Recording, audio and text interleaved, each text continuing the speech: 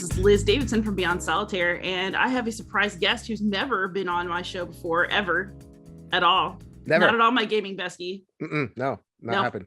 David Thompson, you're fired. And so this is Jason Perez from Shelf Stories. Hopefully you know him already, and if you don't, you should. How you doing, Jason? Yo, my peoples, what's up? We're here. Had to fire this up. This is also running on Shelf Stories. So this is a combined Beyond Solitaire and Shelf Stories production.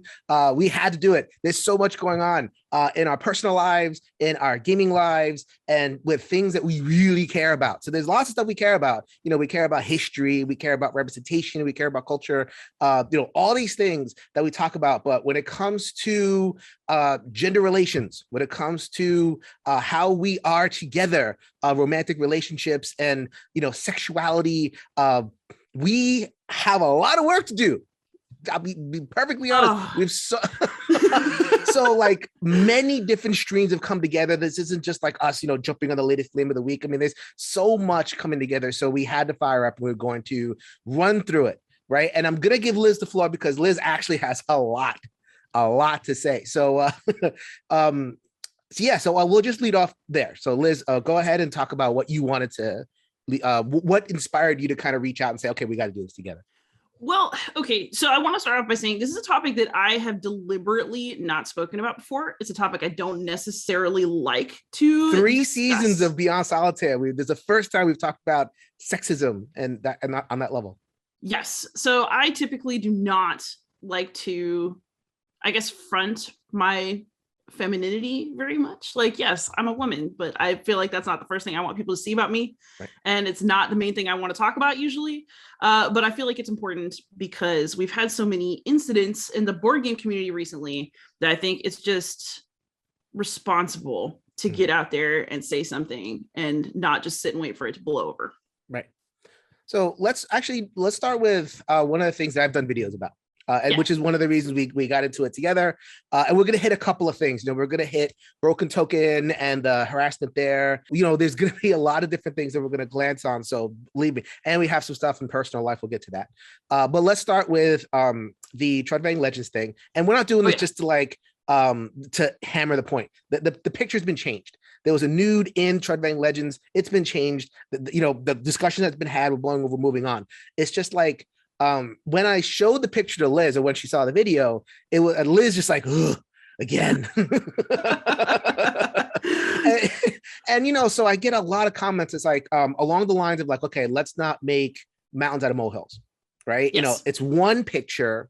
It was a nude. It was in Trudvang Legends rulebook, and it was like the Kickstarter campaign promised kind of one thing, and then another thing came out, right? So we don't have a problem with nudes. We do not have a problem with nudes. We're not prudes here. We like our male and female bodies just fine. Actually, I'm going to publicly walk something back here, which is that I once wrote a blog post that I would never play Kingdom Death Monster because I was so grossed out by the pinups.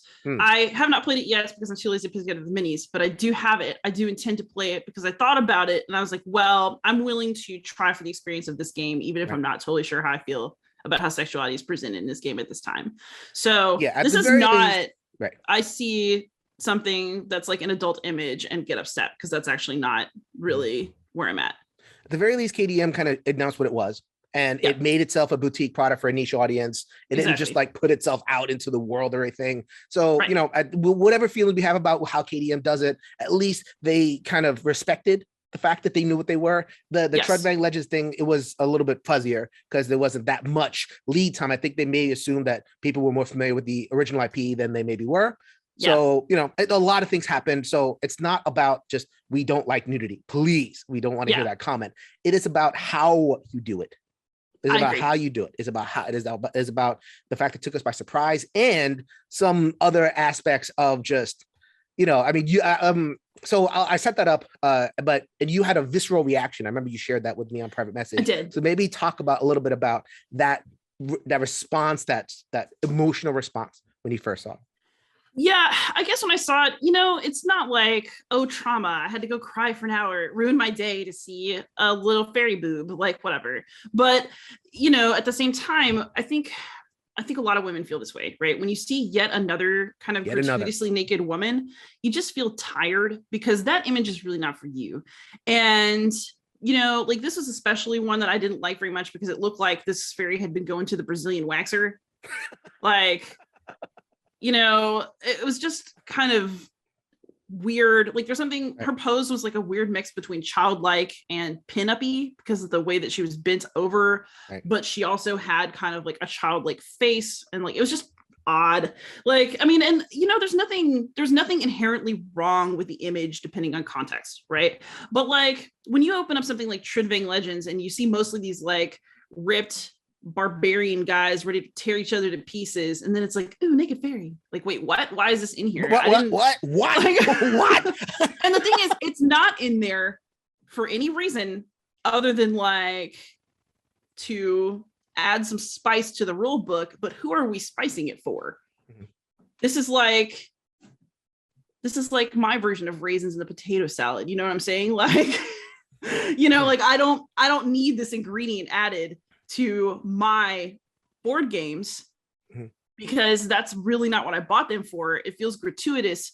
And I also know that when you put an image like that in, you are explicitly saying my target audience, the people I'm expecting to be communicating with in this rule book, are bros who like a little surprise tit.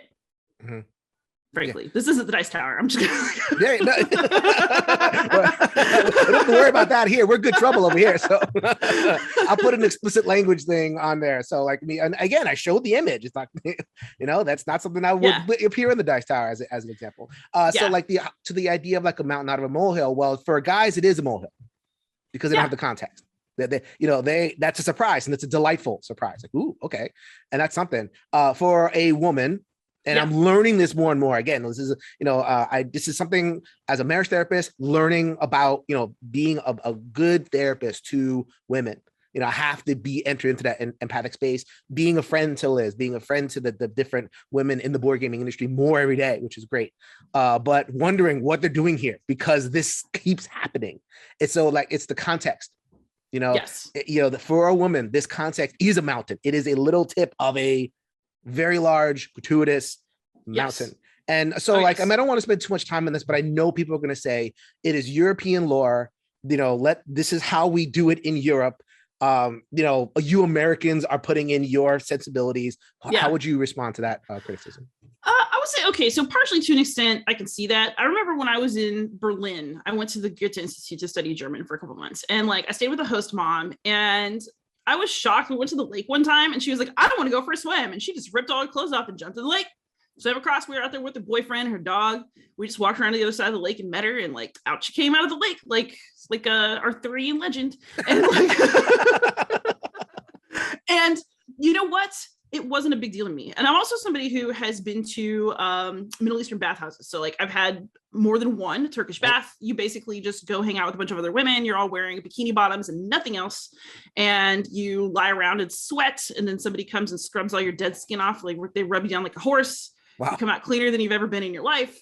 Like, I'm not particularly shocked by nudity in contexts where I don't feel like it's sexualized. So I guess the question is, why did I feel like that picture was sexualized when other images of naked women do not come across to me that way? I think that that's really the core here.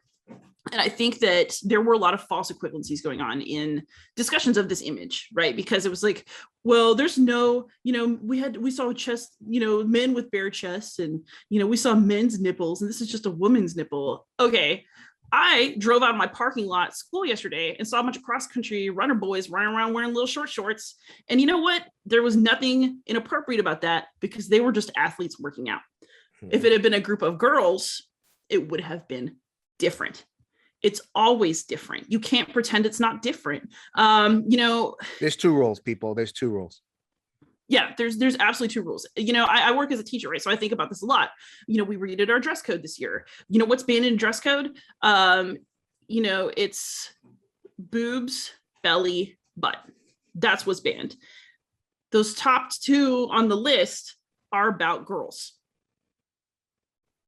I mean, it's just what our culture is right now. And I think that pretending that we're all so cool with sex and the human body, that it's just not a big deal anymore and we all need to grow up, is belied by the fact that That is just the case. We can't pretend that we're all, civilized here and we don't worry about these things and da da da da. But then, if you see a topless picture of a woman on somebody's phone, maybe that got shared around, maybe that, but ain't nobody doing that with topless. Well, I mean, there are definitely women who like to look at shirtless men. Like, that's not a question, right? But I also feel like the power dynamics are different because they're hugely different. Yeah, hugely. I mean, like my wife called it the lawsuit test. And I love this. Like if my boss sees my chest, that doesn't trigger a lawsuit. No. If her boss sees her chest, lawsuit. Oh yeah. Right. So like, a male's chest and a female's chest, the woman's nipples and a male's nipple. Oh, you will be, I will beat your ass up if you see my wife, her chest. If you see my chest, I got no problem. If your girlfriend sees my chest, that's a solid expectation. We could talk about whether that's an equivalent or not, but we have to live in the real world here. Right. And if you see my wife's chest for some odd reason, which would never ever happen, let's put it that way. Yeah. But like, if in the hypothetical world, I'm beating your ass up or suing you or both. Yeah. If it's representation, does it trigger a lawsuit? Yes. That's in terms of like actual people. In terms of images on a page, much different, art, all kind of stuff. So like getting back to the issue of like, what is, again, I've also been camping with Europeans. They don't care. They'll just like rip it off. And I've seen junk. I've seen whatever. And so but if that's true, then how come I thought that your point about how did the orc man manage to find a belt? That's kind of true. You know what I mean? Like the fairies out living in the woods. We can't pretend that it's not because the orcs fight and they have to protect the most sensitive part of their body. No, that fairy's running around across like in the world of bugs and thorns and like, come on. Found the Brazilian waxer in the middle of the Feywild. Yes. And made their legs look silky smooth. Exactly. It's about the pose. It's about the staging. Oh, yeah.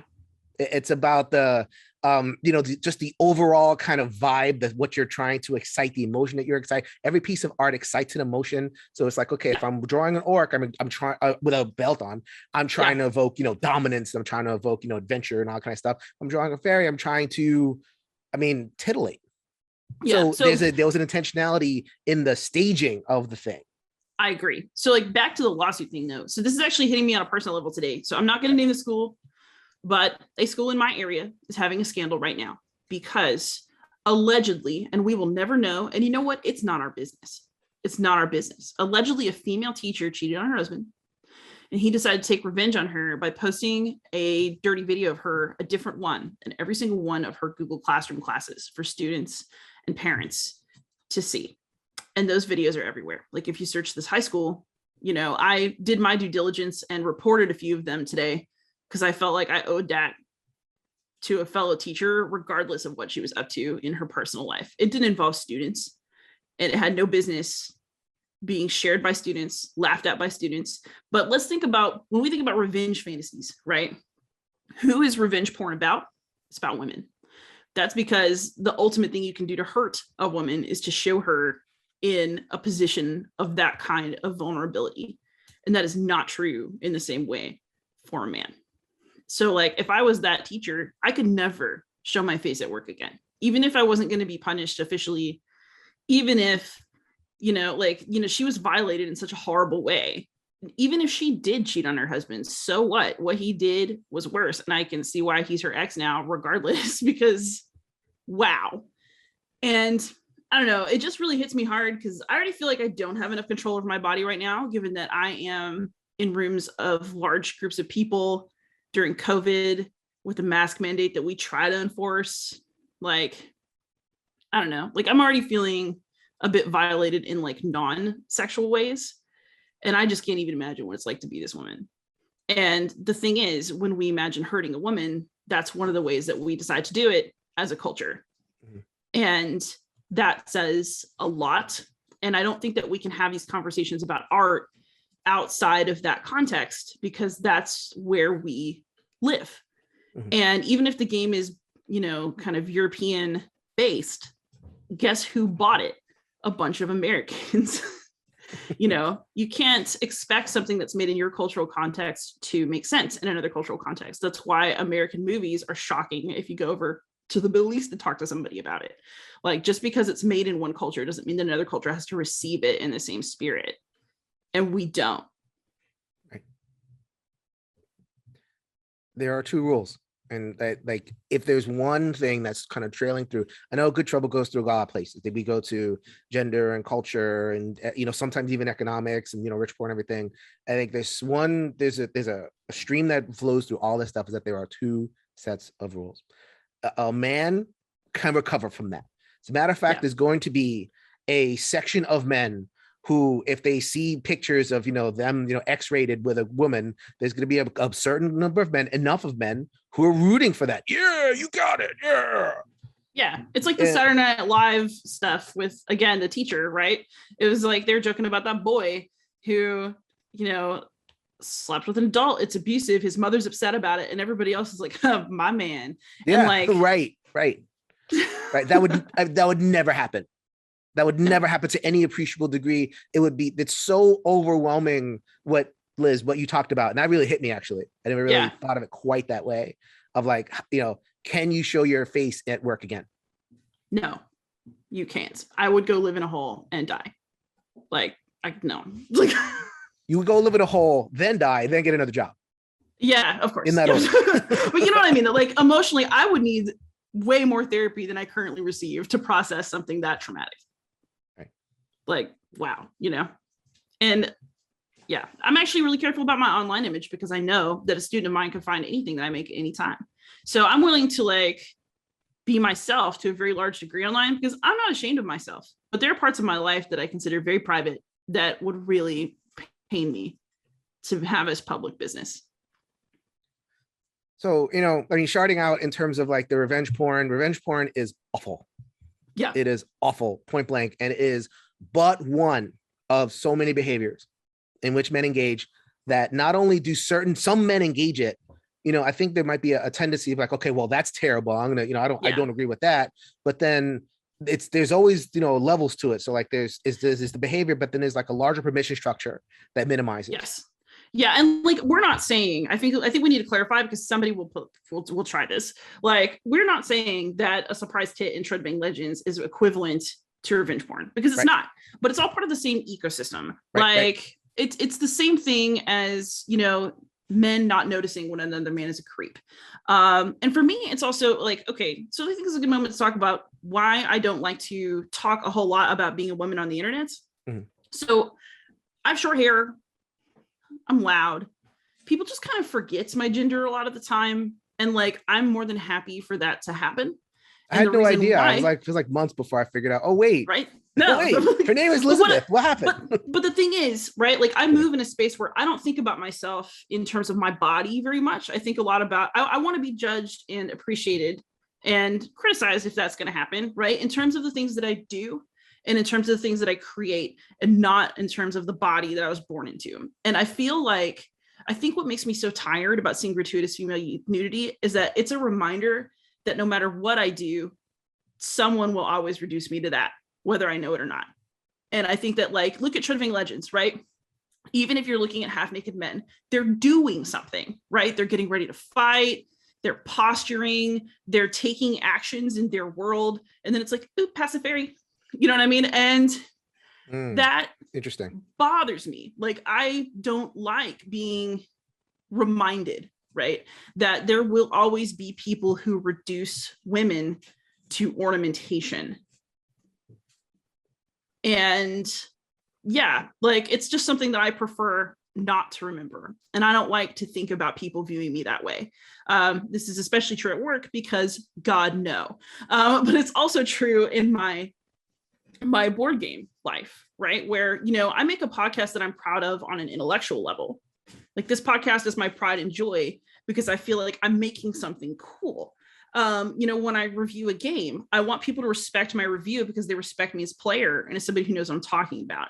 When I talk about history, I want to be treated as somebody who is in fact a trained expert on how to do history and comment on it. And bringing my body into it is really not on. Mm-hmm. And somebody always will. Right. Whether I can see it or not, whether they say it or not, those little gratuitous naked women are a reminder that for some people, that's what you are or could be. And I actually think this leads into the broken token issue. Sure. Okay. And just to emphasize the point, and this is something that that kind of my hobby horse, because I'm interested in men, right? I want to improve men's behavior. I actually, thinking about this, like, in terms of like, feminist, right? That right. Self-identification. I almost don't want that self-identification. Like, I want y'all to have it. This is your thing. Like, or like people who are in that thing, like my interest is in improving the behavior of men and improving men overall. Like, I want us to be better men, better fathers, better husbands, better, contributors in society. And like, of course, obviously so much of what I believe in lines up with that project, but like, I want people to be really try to understand where I'm coming from with this. So I'm thinking about men in terms of that behavior that Liz is talking about. I'm also thinking about men who excuse it. And I'm talking about men who minimize it. It's like, oh, it's not that big a deal. Don't make don't be whatever. It's one picture, leave it alone, or whatever. It's, that was a terrible relationship and the guy might've been hurt, or, all these different things. And then, talking about the broken token thing, which is where it resonated with me. There was what happened. And then there was like the responses like, oh, well, we can't believe her. So we'll get to that. Do you want to kind of run through what happened or? Yeah. So, I mean, I think we all read the story that dropped, but basically, there's a female employee of the broken token. What is her name? Ashley Taylor. Ashley Taylor. There we go. There's so many people now who are commenting and having issues that they're finally being brave enough to speak about. So Ashley was working for the broken token, and she was one of its earliest employees. And she ended up in a situation where she was essentially trapped in her situation by the CEO. He had, I wouldn't say they're romantic because they're really not, sexual inclinations towards her. He might have thought that he wanted a relationship with her, but she was not interested. But he basically put her in a position where she could quit her job and maybe have to leave the industry, or she could humor him. And so she ended up trapped in an emotionally abusive relationship for several years. And I think that a lot of people ask, like, well, why didn't you quit? And there's so many reasons why women don't run and why they don't quit jobs. I think part of it is that you feel so attached to a project that you feel like you don't want to leave it just because of this thing that you can minimize in your head.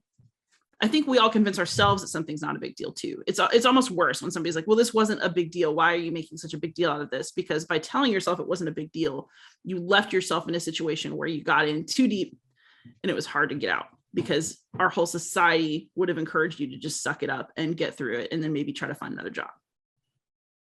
And the power differential is incredibly there, not just because he's a CEO of Broken Token, but he has a lot of relationships in the industry. Leave, let job, go find someone else. Well, you're fearing that this person not only costs you your job, they're powerful enough in the industry to make your name mud. And if you don't think that happens, then you're not paying attention. But absolutely. There are people who use their power to make someone's name mud in the industry, put them, say this person's a problem, this person is oversensitive, they're going to cause you trouble when you hire them. These people talk, they're at cons and whatever. So it's like, it's not just about the one job. Again, ecosystem thinking, people. If you're not thinking ecosystem, then we're not having a conversation. If you're just thinking in terms of like the individual behavior, then we can't get anywhere, because you can't laser focus on one interaction. You got to think ecosystem. And if you're having trouble with that, then ask us and let us know, because we have to live in this world. As a woman and as a POC, we have to live in this world. So don't think of it individual, think of the ecosystem. So like, this person felt trapped, not just because of the one interaction, the whole thing was wired against her financially, emotionally, professionally. So there she was. And there was a relationship. He was married, he had a relationship with her. And so there was a lot of back and forth going on. Eventually she got out, and, you could read the whole thing. I'll link, I did a video where I commented it briefly, but I'll link it again in this video too. We'll get that on Beyond Solitaire, the show notes. So we'll get that blog, read for yourself. So Greg Spence, who is the Broken Token CEO, puts up a defense at the very beginning from Broken Token, which, by the way, why are you putting it on your letterhead? This is a individual thing with romantic relationships. Why are you making it seem like a company press release as if the company's talking? Right? I know you're CEO, but that's the problem, right? You leveraged your position as an individual person to get this person, but then you come back to this, the boundaries are too blurry, right? So that's the first problem. Second problem, just complete deny. I didn't do anything wrong. In allows that there was a consensual relationship with Ashley, but complete denial that, no, this didn't happen the way it did. I'm a good person. I love my wife, blah, blah, blah, blah, right? A month passes, and then another statement comes out where it's like, I see that a lot of people have problems with the things. I'm sorry that Miss Taylor got hurt. We had none of the stuff happened that she says happened in terms of the power and the threatening, but we had an inappropriate relationship, and I'm going to make changes. And that, because I'm summarizing a lot of things, but that's kind of it comes down to it. It was inappropriate. I had consent, so I didn't do anything wrong, but I was inappropriate to the situation. That's basically what the apology boils down to. So then. And the question here, though, is like, okay, how can somebody consent to you when you literally control their paycheck? Right. That's not consent. That's using what you have to compel somebody to say yes to you because they know that they have a lot to lose if they tell you no. And that's why, that's why larger companies have HR. That's why larger companies have ethics rules and bans on colleagues dating each other. And, lots of people find love at work. That's just, you make in relationships where you see people. Well, that was a famous thing with Michelle and Barack Obama, right? Like he started feeling something. He's like, okay, I'm quitting my job. I want to date this person. I'm going to quit my job because this is not a boundary I want to break. If you really feel that way about somebody, then that's what you got to do. Yeah. And sometimes it doesn't work out. When I was in college, my RA fell deeply in love with someone who lived in the house. And so quit as RA so they could date. And it was over in like a month. So sometimes it's the forbidden romance aspect, Right. But, it's I just like, how do you not know that? And I'm not saying that there aren't situations where people with power differentials really do fall in love with each other, because life is weird, right? But you should not be actively pursuing your employees. It's also, it's the same thing as men shouldn't be hitting on women while they're working a retail job, because that woman is currently being paid and she's on the clock to be nice to you. And if she wanted to talk to you outside of the coffee shop, or she wanted to talk to you outside of the GameStop, or if she wanted to talk to you outside of the Macy's or wherever the heck you met her, then she would. I feel like we really presume in social situations on people who are currently on the clock to be nice to us and be respectful to us. And that is not an invitation to push for more. And I think that, in an industry as small as gaming, people find it very easy to blur lines, but that's not what's happening here. This guy trapped this woman. And, when you say, well, it would be so easy to leave. I think that especially if you want to stay in an industry, it's really not that easy. I didn't have any abuse of this nature, right? But I put up with bad behavior from my advisor in graduate school because I knew that at the time I wanted to be an academic and I needed to suck it up and make it work with him in order to get what I wanted later. There were times when he was really nasty to me and didn't appreciate my work and neglected me and made me feel really bad. And you know what I did? I told myself to suck it up and not let this guy get me down and push through, because I was strong enough to win in the end and make it. And I think that that is something a lot of women tell themselves, even when a lot worse is happening to them than just the bad attitude that happened to me. And, especially if you're in gaming, how many people talk about, I'm so grateful to have this job. This is the most exciting industry in the whole world. Even if you're making bad money, why would you go make bad money in something you didn't feel pride in if you thought that you could just tough it out a little longer? And even if you're going from any job to any job, who do you have to ask for a reference when you try to leave? It's just more complicated, I think, than people make it sound. It's not easy to just quit your job. How many people have told teachers, just quit this year? Why would I do that? I would be losing my entire livelihood. I would be losing great health insurance. I like most aspects of my job. I love my students. I really am scared about COVID, and I'm not happy with the way that parents talked about teachers in the last year. But is that enough to quit? Right. You know what I mean? And I think that well, if you don't like it, then quit. If something's wrong, then quit. And, that's a really easy thing to say. It's not an easy thing to do. And until you know how it felt to be that other person, there's really not a lot that you can say, I think. There's the experience gap, right? And I think there are so many they're in my comments. I've been doing shelf stories and I've gotten like real attention for the good trouble stuff basically all year. And I try to be active in the comments. And there's so many people that it's basically a version of I don't see a problem or I don't experience problem, therefore there's not a problem. Like how bad a problem could it be if I don't experience it, or if my wife doesn't experience it, or if my, this other person doesn't experience it? It's like, okay, I showed this image to my wife and she had no problem with it, so nobody should have a problem. Or like, or like I'm hearing about this and this is terrible, but like there's this other person that I know that was able to overcome, so you should be able to overcome. And it's like the universalization of our experiences and the individualization of our experiences. It's me, and therefore every other interaction is like another little me all over the place. And like we need to broaden ourselves. We need to kind of get out of our heads and get out of our experience. And if somebody's saying something and they're saying something over and over and over and over, like, how can I be criticized for saying something over and over and over again? And yet, it's like on the other side, it's like, well, there's not a problem. It's like, well, if I'm talking over and over again, there's clearly a problem. Right. So, and if Liz is talking over and over again, and obviously she's kept this private for for these reasons, but get to know her for 5 seconds. And you'll know. And like I also feel like I am the sort of person that if I wanted to generalize my own experience, I could probably come up with a case to tell you things aren't that bad.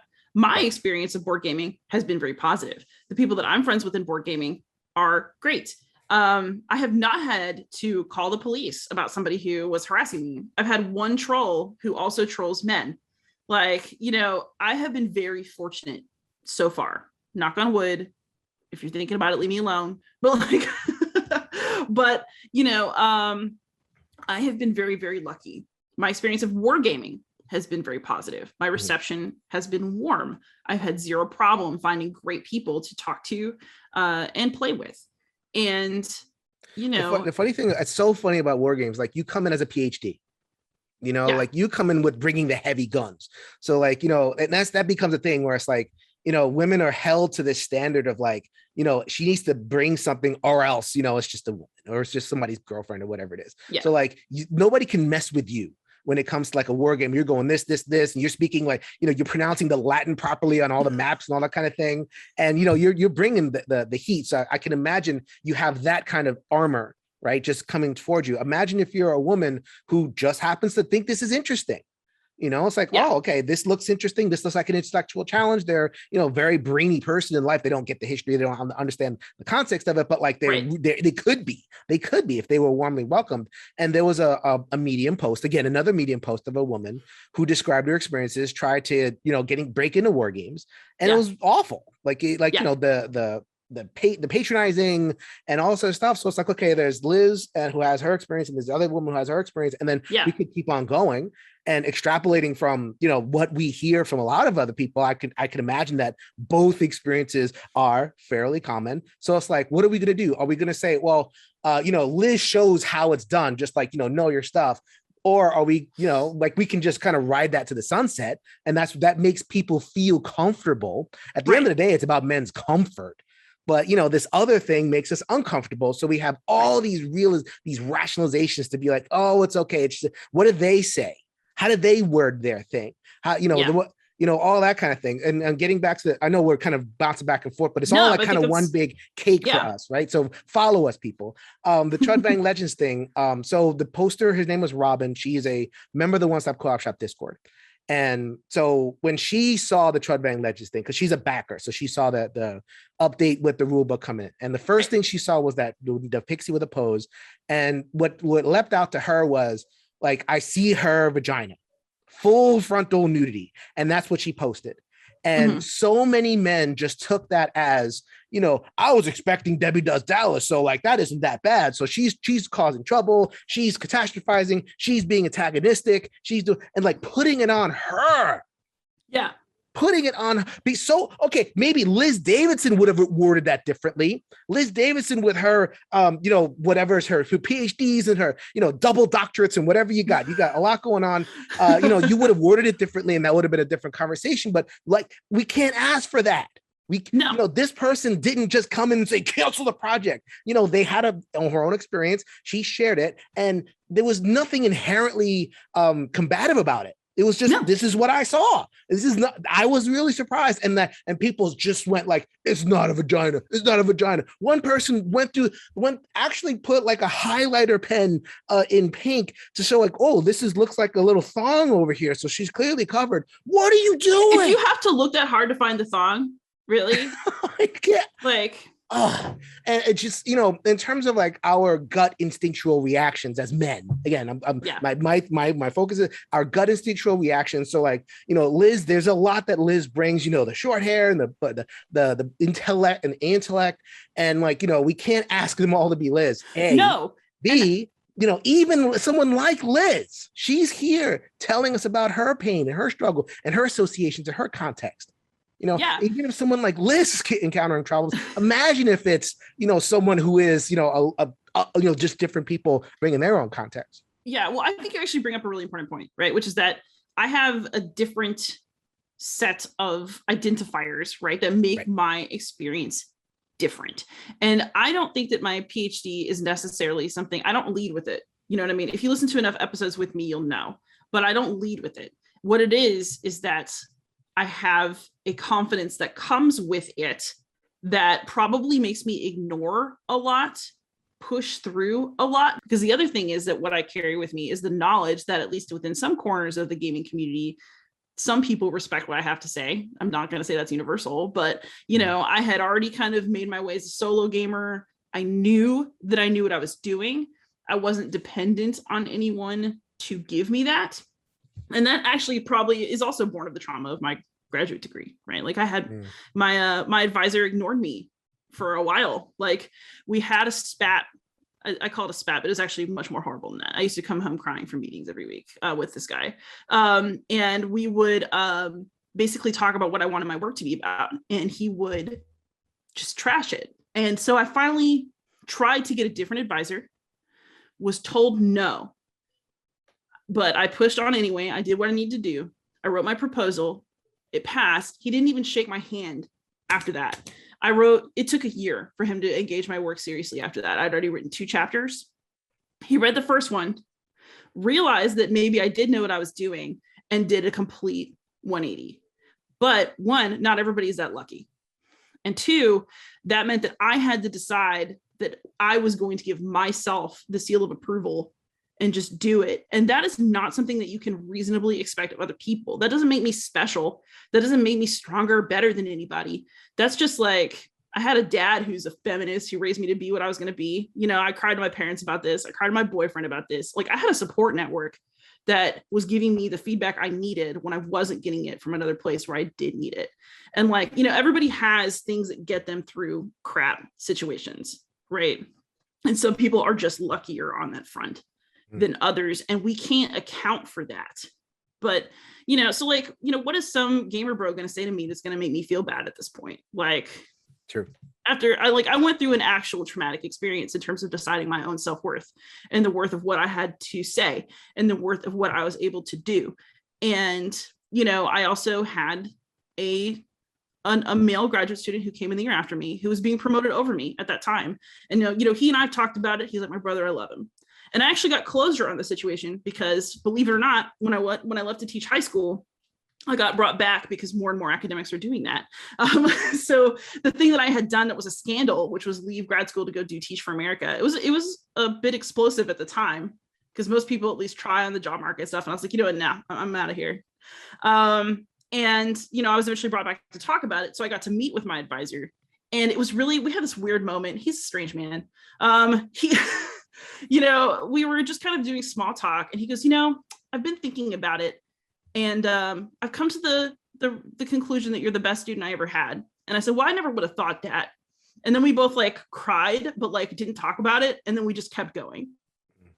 Like I got closure, but it's the best closure you can get. And I think that he knew that he had done something wrong when I announced that I was leaving academia, because he said, well, did anybody in particular cause this? And I looked at him and I said, no, because what are you supposed to do in that situation? Which takes us right back to the broken token and why that girl could not quit her job. That woman could not quit her job because I was unable to look my advisor in the face in the moment and say, yeah, you did me dirty, man. Because he had enough power over me still at that time. I wanted my degree. I wanted acknowledgement of the work that I had done. So I sucked it up. I told him everything was fine, and I kept going. And like, it took years to unpack all that. And I think, you know, and that was with a very not sexual relationship at all. Like, you know what I mean? And there's no romance there. He's an old man. Like, no. But like, you know, it's just, you know, it really just goes to show you, right? It doesn't require anything more than a power imbalance to create something that's that messy. Bringing gender into it makes it worse. I think sometimes that he would have liked me better if I had been a man. And I think that having gone through that, I have a lot of sympathy for women who are in way more vulnerable situations than I ever was. You'd never know if you look at Liz Davidson from Beyond Solitaire, her Dice Tower reviews, her own channel reviews, her going to be on Heavy Cardboard, going to be on all over the place. You'd never know. And, you know, and to universalize, well, you know, someone like Liz has have a problem, so why does this person have a problem? Everybody has a context. Oh, yeah. Everybody. And assume every woman, every POC, every LGBTQ person, when they have a problem, and try not to instinctually say, well, they're catastrophizing, they're making it worse. They must see a mountain that you're not seeing. And even in the case of Liz, who I'd never known this, and I could kind of guess it from, you know, I went down the PhD track, and I had my own experiences as a POC trying to get a PhD, you know, assuming that I would want to hang out with Manny and Enrique as opposed to like every other person who was in the program, like all these little things that I can kind of share and talk about, you know, but, you know, hearing it, and we need to hear, like, not just assume, but hear it in order to really learn. And the people around me kept saying things like, well, you just need to build street cred with him. Or y'all just have a personality difference. It's not sexism. And actually, nobody acknowledged there was a real problem until we had been on an archaeological dig together. We were all living in the same house, and people were around enough to see it. And even then, the best I got was, well, I'm sorry, you're just going to have to tough it out. And so I did. But is that really a fair expectation? I mean, do I regret my life path or the choices that I made? No, I really don't. I'm not really a person who bothers regretting things, to be honest. But like, you know, and I also feel like those things made me someone who can just walk into a setting and not worry about it too much because I've been through the trauma already. Like, what are you going to do at this point? But like, that doesn't mean that that was okay. And it also doesn't mean that that's something that other women should have to go through in order to be comfortable, because hazing is wrong. And, you know, if I can have that happen and then have my advisor tell me that I was the best student he ever had, well, why didn't he treat me like that at the time? I'm going to say because sexism, honestly. It's not trying to toughen you up. It's not tough love. It's, you know, it's time passes and people realize that they messed up. But in the moment, you are coded culturally to respond in certain ways to certain people. And if you don't examine it, you hurt them. And this isn't, I'm making it about gender. You know, you're putting it in there. You're assuming maybe he does that to all sorts of people. No, actually, I've talked to other female students. The last one that he had seen to completion in a PhD had been more than 10 years before me. Others had quit. It was a known thing. Actually, somebody tried to talk to me about it before I went to school. So there was a whisper network, but, you know, I wanted to work on a specific subject. I wanted to go to the best school I could go to. He and I had really good initial meetings. And actually, most of our relationship had amazing moments. Like, he's somebody that I love and have problems with because we have like a really effed up intellectual parent-child relationship. Like, you know, I can't even say that our relationship was 100% bad, because that's the thing, right? When somebody's doing something wrong to you, that doesn't mean that the relationship is 100% objectively bad the whole time. And I think that that's something that we like to ignore. I bet that people went to the Broken Token booth and saw them being friendly and thought nothing was wrong. I bet that people were like, well, he gave you a career boost and gave you a glowing recommendation, talked about how great you are. How can there be a problem between you? Because we don't see the full context of a relationship. It's also why when people say they don't want to talk to their parents anymore, I would never say but family, because we don't know. People love their parents and have horrible experiences. You know, I sort of see my relationship with my advisor as a parent relationship, which I think is why I go there, right? But I feel like, you know, he was like, you know, they call your advisor your Dr. Father, you know, your father, which is interesting because we now have Dr. Mutters as well. But you know, it's very much like that's the person who forms you. And so you end up with all their weirdnesses in you, just like a parent. And people tell you should respect them, and then, oh, but they said such nice things about you at that conference. But that doesn't mean that behind closed doors you aren't getting your butt kicked emotionally. Like, and there's nothing about that that's honorable or like, oh, you're so tough. So think about how it would feel if that had a sexual component too, and somebody's wanting things from you that you didn't want to give, and also disrespecting you because you gave them, because that's what happens to women still. Like, I mean, I'm sorry, but like, okay, we live in a world of OnlyFans and where we should, you know, where we are more sex positive than we've ever been as a society. And, you know, I actually think it's perfectly fine to, you know, do sex work or enjoy your sexuality in a really public way, or, you know, choose to dress in ways that are like, but like, if that's what makes you feel good about yourself and you feel empowered by doing that, I say go for it. That's not what makes me feel empowered because of the environments I came through. But like, at the same time, look at what just happened in Texas. We do not have normal understandings of sex in this country. And so, you know, acting like it's neutral, or like, oh, if you were only grown up, you would respond this way to a certain thing. Like, give me a break. You know that that's not true, because you can look out your window and see something totally different. If that was your daughter, you know, like, I hate saying, well, if that was your daughter, if that was your sister, if that was your mother, because like, it shouldn't have to come to that. It shouldn't have to be that way. Right. But I mean, really, seriously, like, what if that pixie drawing was based on like your innocent daughter, and you're the kind of dad who jokes about shotguns, but also likes to see fairy tits in his rule books? That's out there, you know. You know, you just can't. There's no one easy way to look at this, because we are so messed up. Yeah, I mean, I try to be constructive. Like, what's the takeaway, right? This is a long-ranging discussion of, I think, a lot of things. So takeaways. A personal experience, you know, that doesn't, thank you, Liz, for trusting me. You know, I never take that for granted. I know we've been friends for years, but I never take that for granted when people are trust, you know, me to share a story. And, you know, the aim should be men, to be that trusted person that a woman or somebody else who's a marginalized person can trust you with their experience. You know, there's nothing special about me. I just try hard and I just want it. A lot of other people can get to that. You know, I want to really help that. You know, hearing a personal experience, understanding that there are always two rules, at least two rules. Yeah.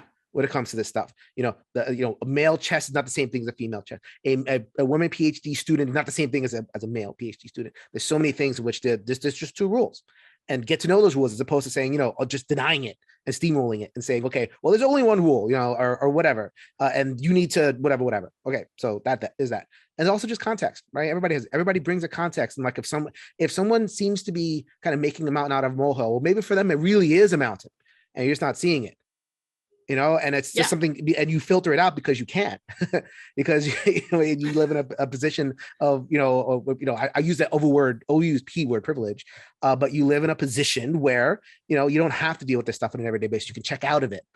You know, you can tune into Shelf Stories, or tune into Beyond Solitaire, or tune into, you know, Our Family Plays Games. You could tune in these other places and hear about it, and then you could just like turn it off, and then move on about your day. That's not a reality for Liz. It's not a reality for us. We wade through a mountain every single day of something. So like, just, you know, and I know this is and maybe it's a little bit repetitive, but learning is repetitive. So it's like, okay, just get that in your head, people. If you are a person who is on the other side, if you're a person who defended Greg on the Girl Can Token, if you're a person that, you know, kind of came in with one of those like, well, innocent until proven guilty, you know, what happened to that witch mob, break out the pitchforks, like people just went to that immediately. Like, you know, she posts something and it's like, well, she must be witch mob, she must be a psycho X. Speaking of, you know, that whole trope, you know, meanwhile we have guys posting revenge porn of that person. We don't call him a psycho X. Yeah. You know, like he's a psycho X. I'm sorry. Yeah. You know, that's what psycho X is. Are you kidding me? But yeah, we reserve, you know, think about it. What's the first image that comes to your mind when I hear the phrase psycho X? It's a woman. Right. And like, even women play into that. Like, if you listen to country radio, it's like, car my name to his leather seat, you know, like you have all this, like, you know, it's I love that song. Although there's also that creepy song about the guy who like shines his headlights into his girl's window at night, which is like, oh God, you need to go to jail. Like, right. They all do. All these people should just go to jail for crazy asses. Right. And so, you know, I mean, the like educating ourselves and seeing like, okay, there's these behaviors exist, people, and then we live them every day, even if you don't live them. God bless you if you don't live them. That's the perfect world, is if nobody lives them, but we're not living in that world. Yeah. There are two rules. There are two, whatever. And to, you know, because you live in the one world, and, you know, when you see, you know, Ashley Taylor post, and when you see Liz Davidson share her story, when you see all these people share their stories, you know, the first instinct can't be something like, well, innocent to proven guilty. They're trying to, you know, tear him down. They're trying to do this, this, and this. It turns out it was exactly what the woman said. What a surprise. It was exactly what you know, and it's like, you know, it's not about like, well, no, he needs to, you know, lose his job and lose everything right now. It's about like, okay, you know, we hear something and it's like, all right, male, I believe her. Now, what do you have to say? This better be good. You know, it's not about remove his job without ever, you know, hearing him say anything. It's not a witch mob. It's not. I hate that word mob. I really do. Or a witch hunt or whatever it is. It's not that. And that instinctual defensiveness to just defend the status quo. We can do better, men. Men, again, I speak to men, and then, you know, but obviously I invite women. You know, I've got women sitting right here. I'm trying to invite men to be better. It's an open invitation to just to learn and be better. Yeah. By the way, I would like to clarify. I only tell this story now, so my advisor is still alive. He's retired. He has dementia. He's old. I will probably never see him again or talk to him again in this life. And I got the closure that I needed. Like, this is not an invitation to ever look me up and go talk to anybody that I used to know, because it's done. I think it's important to tell the story because people need to know, and I'm not in academia anymore, so who am I gonna, you know what I mean? But, you know, I'm mostly happy with the experience I had despite the trauma, because I became the person that I wanted to make myself into. So I have made what I need to make from my own experiences, and I don't consider it anybody else's business. And I think that's also why it's hard to come forward, because, like, you know, coming forward about what happened to you is not an invitation for other people to go stick their noses in it. Mm-hmm. And I think that that's also a really important thing that, you know, people are like, well, why didn't she speak up? Well, why? Because now everybody thinks it's their business. And like, I think that's actually, it leads to ideas of consent in general, right? Like, we think a lot of things are our business that aren't our business. Like, well, did the teacher cheat on her husband? It's not your business. Like, you know, did they have a relationship? Not your business. You know what I mean? Like, none of those things are your business. People gave you what they were willing to give you, and that should be enough. And I feel like a lot of what we struggle with now is like feeling like what somebody offered us of their own free will wasn't enough, and we have a right to more from them, more explanations and more information that maybe they don't want to give, because guess what? Like, that's their personal life, something that stressed them out. Like, why should they have to be more for you because you're a person on the internet who wants it? And, you know, I actually feel like that's important to say, because people just love to blow things up. You know, like, I'm not interested in a further blow up. For me, this is like, I came out stronger. I resolved my relationships the way that I needed to resolve them, and I'm done. So now I can talk about it for the benefit of other people, but other people are not at that place yet, and they don't have to be, and you don't get to tell them what place they should be at. So we're talking about helping men do better, right? I think what I want, and like what I can't speak for all women. I think that's always the problem, right? Just like you can't speak for all men. But what I want is to be treated as a person. Like, I've definitely walked into a game store and felt appraised by someone as a potential date, like within the first meeting. Dude, I didn't come there to date nobody. Like, I came to play a game. And I think that women in particular feel that a lot from men. When you're at a game night or a convention, even if you're lonely, even if you really want a partner, that person is a person first. You should not be assessing every person that you might be attracted to for their suitability as a date, and have that be what your thought is the moment somebody walks in. Because by doing that, you are not thinking about them as a person, as a potential friend, as, you know, somebody that you can have a respectful relationship with. You've already slotted them into, oh, are we going to hook up or not? And that is the worst thing I think that you can do to women, and then act like you ever wanted to be friends. That's what I would say. I admit it. I've done it. You know, I try over years. It's taken years of thinking and training to enter into spaces, you know, kiki spaces, and not like look for her. Helps that I'm already married, but doesn't stop people. Does not stop men from doing it. You know, but especially when I was younger, and you know, it came from, and I've done a podcast about this. It came from a place of loneliness. It came from a place of like kind of being the beta. And not you know, these people will get the girls, or like even like other geeks will get other geeky girls, and I'm like, oh, what's the secret? I'm gonna, you know, you get that Neanderthal, like I want to just club the guy over the head and you know, grab the girl and drive him away. Like I have experienced it. I have made women uncomfortable, you know, with like, you know, vibe, you know, just vibe.